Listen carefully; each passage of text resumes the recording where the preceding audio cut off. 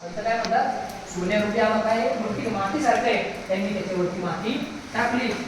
पुढं मागून त्यांची पत्नी ज्यावेळेस आली, तिच्या मनामध्ये शंका अशी आली, माझे पती पुढे गेले पण ते इथं वाकले होते, ते का वाकले इथं?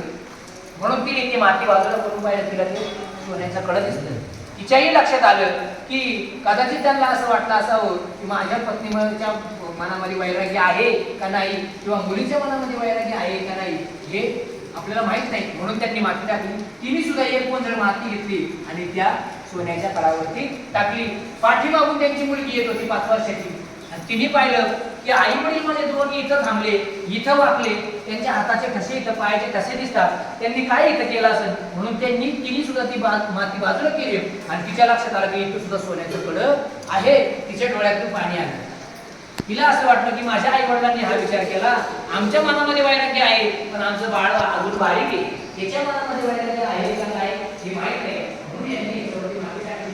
तिने सुद्धा, त्या मुलीने सुद्धा उजळवर माती उचलली आणि त्या सोन्याच्या कड्यावरती टाकली. हे पाहून लक्ष्मी मात्र चकित झाली. किती वैराग्य होते, तुम्ही कोणाचं कडे पण यांनी घेतलं नाही. पण पुढे गेल्यानंतर मात्र त्या मुलीने आपल्या आई बाबाला थांबवलं, म्हणजे थांबा, आणि ती रडायला लागली. विचारलं का रडते? मला रडू याचं येते की अगोदर तुम्ही मातीवरती माती टाकली, काय बोलले मुलगी काय म्हणते त्यांची, मी सांगतात अमृताची फळे, अमृताची वेळी पुढे तिची साडी विजयाची. जसे आई वडील तशी मुलं. ती मुलगी म्हणते, आई बाबा तुम्ही मातीवर माती का टाकली?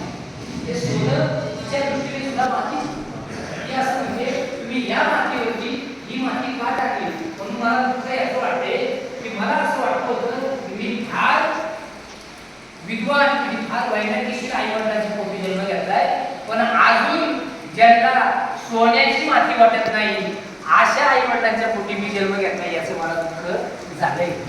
किती मोठा विचार आहे मुलीचा, की म्हणजे मी तुम्हाला तुमचं आयुष्य केलं पूर्ण, तरी तुमच्या अजूनही या लक्षात नाही आलं की सोनं आणि माती ही मातीच आहे, पण तुम्हाला सोन्याचा आणि मातीचा अजून फरकच कळाला नाही. अशा आई वडिलांच्या पोटी मी जन्म घेतला, याचं मला दुःख होते. म्हणून माऊली इथं वर्णन करतात, जो खराच साधक आहे, जो खरा भक्त आहे देवाचा, तो सुखी संतोषाने यावे, दुःखी विषादान भजावे आणि लाभाला न धरावे मना माझे. अशा प्रकारचं माऊली इथं वर्णन करतात की देवाचा जो भक्त आहे, जो साधक आहे, जो सेवक आहे,